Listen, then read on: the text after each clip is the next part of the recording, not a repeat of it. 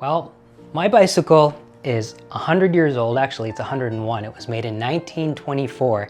And on the front of the bike is this flange. Do you know what that's for? That right there? This is for a lamp. So bicycling, cycling became popular in the 1870s and 80s. 1870s and 1880s with those sort of crazy bicycles called penny farthings, like the big wheel and the little wheel. And then in the 1890s, there was actually a boom. There was a craze, a bike craze, when the chain mechanism was invented. It was called a safety bicycle. And the bike as we kind of know it today became really, really popular. So with the invention of a bike like this came all the things that the bike needed. And one of the things that a bike like mine needed was light. So what I have in front of me right here, I am just tickled to death to talk about these because these lights are insane. They're, you kind of can't believe they're real, but they're real, and they're what were used on a bike like this. And I have an assortment of lights here which are fueled by different things. So every one of these lights would have had an actual flame. That's how things were lit in the 1800s. And I'm going to start with these over here. So both these bicycle lamps are, can you guess how this is powered? This is a candle-powered bicycle lamp. So this opens up, this unscrews down here. There's a spring, and a candle gets pushed in here and inserted. There's actually the remnants of a candle still in there, and it gets screwed back on, and then that candle protrudes from the top here. It gets lit, and as the candle burns, the spring pushes the candle up. There's kind of a collar here that's a smaller size, which only allows the wick to protrude from the lamp. And that small collar holds the candle in place so that it's not just popping up out of the bottom or wobbling around at all. It's really securely anchored in there. The neat thing about the interior of these lamps is that the back usually has like a reflector, like a piece of mirror or polished metal. And then the actual glass, the glass is thick glass, which usually is rounded. And what happens when the lamp is closed is that flame, when it's lit on the inside, it's reflecting off the back, which is a mirror, and then it's being magnified by this. So you end up with a really powerful light. Two little details. On the sides of these lamps, there are these faceted, beautiful little faceted crystals. So watch this. This is the back of the lamp. This has a wing nut. I think that's what that's called. That goes on here. See, this just sort of slides on here, and this gets tightened.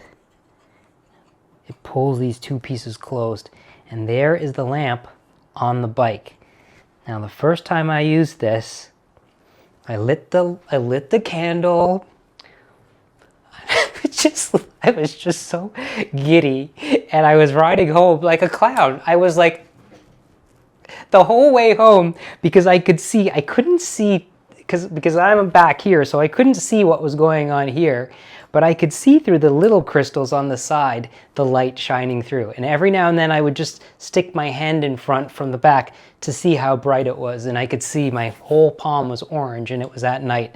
That was a 40-minute bike ride, and it was fairly windy that night, all the way from Soho to the Upper West Side, and this candle did not go out. I reached home, I opened this up, and I blew the candle out. So when I brought this back up, I was like, I know how rare these are, And I searched and I searched and I searched and I found a couple more. You always need a backup. So there's the first candle lamp that I found. And this one is actually made of brass. So this one is a new acquisition. Also, look how this just slides on here. And this mechanism enables the thing to move and bounce gently while the bike is going over any rough parts in the road. So I actually am ready to insert a candle into this new acquisition. So what I'm going to do is I'm going to open it up so that the top part comes off. This is the bottom part, and this was that collar that I was talking about that holds the candle in place.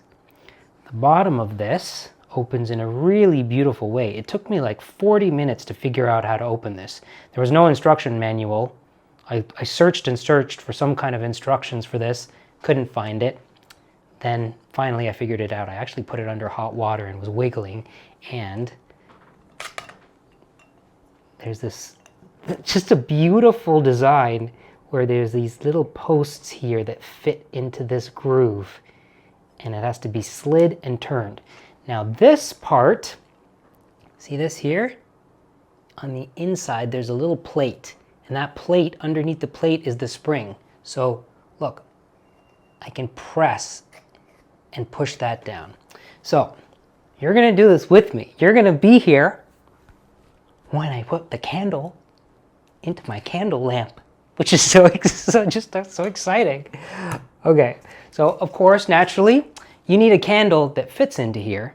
Like if we had, oh, this is a pair of candles that a viewer sent me actually. They made these from my video. So that's too big for this, right? Well, luckily, Rajiv makes candles. So Rajiv can make all kinds of candles in all different sizes, and I think we have a pair of Rajiv candles that will fit. Let's see. Perfect. Look at that. So now what I have to do is actually cut the candle because this candle is too long. So I'm going to cut the candle to, let's see, what height do I need? I'm going to cut it to here. Make a little mark.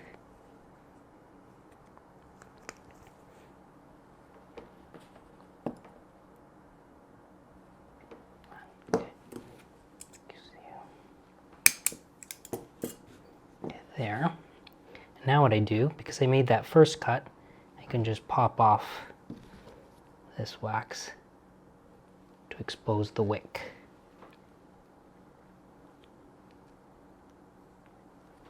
We need a bit more wick. There. So now I have some wick. Okay, let's see if it fits. So this goes in here. Again, it's sitting like this because the spring has no pressure on it. But as I push, look, the candle goes down. So what happens is this goes in here like this. And then I really press hard to align this so that this comes up here. There. See that? This is going to sit right in that collar, like perfectly. And then I'm going to lock this in place. And now what I have is a bit of candle sticking out of the lamp. So what's going to happen is as this burns down, because the candle gets thicker at the bottom, as it's burning down, the spring is going to push it up so that just this wick protrudes out of the top. That's how it works. And I tried it with this and it really actually does work. So it's kind of shocking, but it works. And now this just gets loaded back in here. And when I put this on the bike and I'm ready to use it, I will open up the front, There's my little candle. I will light a match and ready to go. Now, so those are the two. I did find one more. I found one more candle lamp, and it was in really bad condition. It was all rusted and corroded. So these are metal, but they're plated. This is nickel plated and this is brass plated.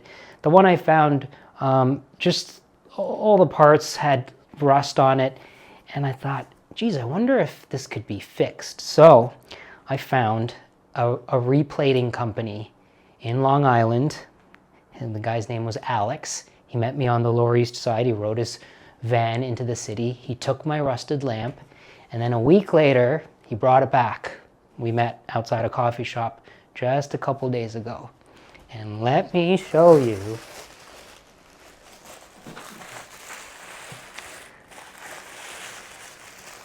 Look at this. This was all rusted and corroded, but Alex sanded it down, especially this bottom part, and then he replated it in nickel. He took the glass out of the front. He removed the reflector at the back. This brand is called Astral. It's an Astral cycle candle lamp. Isn't that just... Look at this.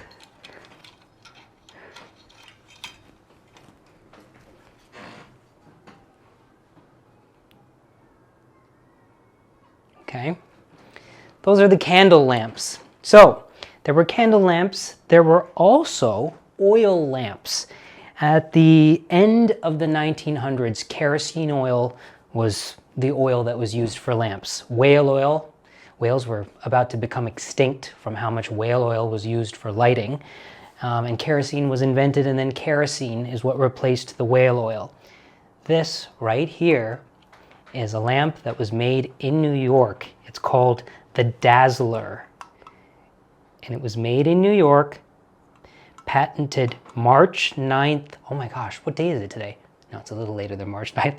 Patented March 9th, 1897. And this lamp, similar to the candle lamp, it has a back that needs a little bit of polishing. It has a very thick front piece of glass that's convex, and that creates a magnification for the flame that is powered by a wick. Now, I got this little lamp, and I thought, let's bring this back to life. Let's use this. Look at this. Let me show you what this looks like on the bike. Because all these fit on that front bracket. Let's put you down. Okay. It goes right on here like this.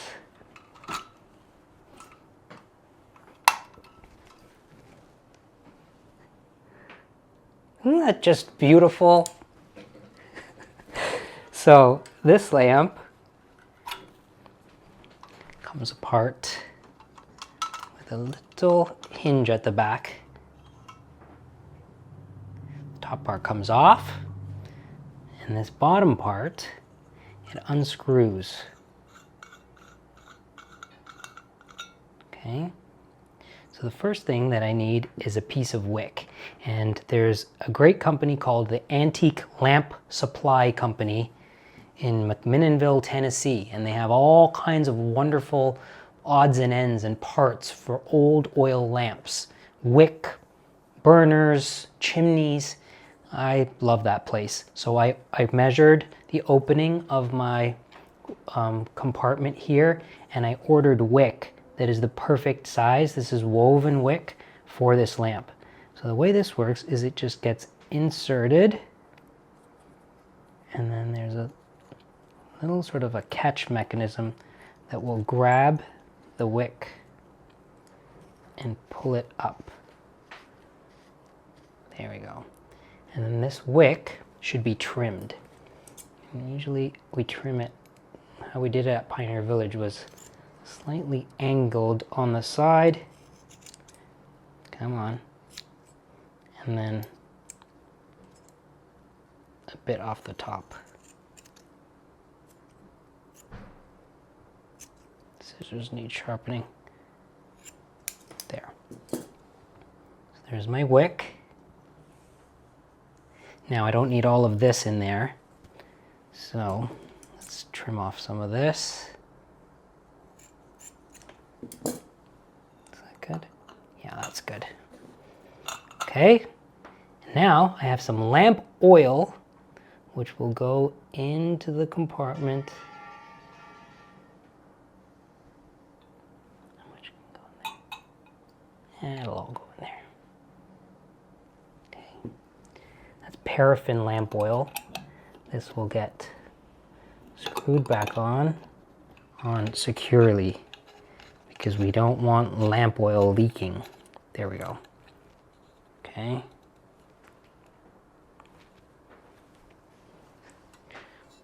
That goes on here. Clicks into place back here.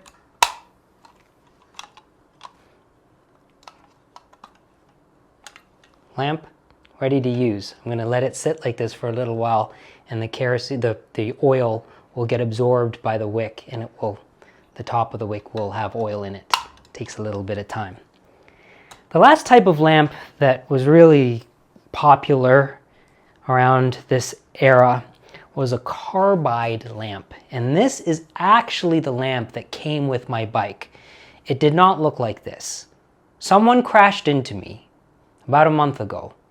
Saturday morning, I was riding in my lane slowly along the west side bike path, and some guy that was riding like he was in the Tour de France, ce n'est pas la Tour de France, just switched lanes to get out of the way of people walking by and just was riding straight towards me, and I didn't know what to do, and I thought he was going to stop or move, and he didn't. And he just crashed right into me. And he crashed right into my carbide lamp. So this had kind of a beautiful glass front to it, which got crushed and broken. This flew in the air and fell on the ground and broke. But this is previously what was on my bike. And the way that this works is, this is really interesting, but also kind of scary, which is why I never used it. The bottom part of this opens up. It's probably not going to open up because oh, there we go.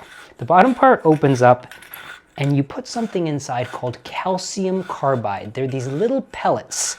They're like little pebbles of calcium carbide. And they go in here, okay? And there's a spring in there. And then look at the top. This gasket is rubber, and it's because it's 100 years old, it's all dried, which is probably a reason why this is not safe to use. So the carbide goes in the bottom. In the top, in this part, you'd put water.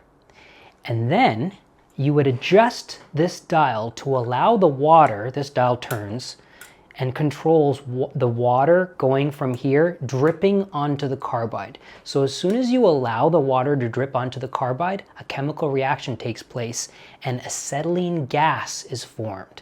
And the acetylene gas comes out through here, created from the carbide and water. The gas comes out through here, up through here to this burner, and you would light the burner, and it creates a flame. This is the same type of lamp that miners would use in the early 1900s, a carbide lamp. The problem with this is, even when you come home, like when you come home after a bike ride and you turn off the water, there's still water in the carbide and it's still creating gas. So I've read that what cyclists would do in the early 1900s is they would take their carbide lamp and they would leave it outside to allow the acetylene gas to just evaporate until the carbide was dry.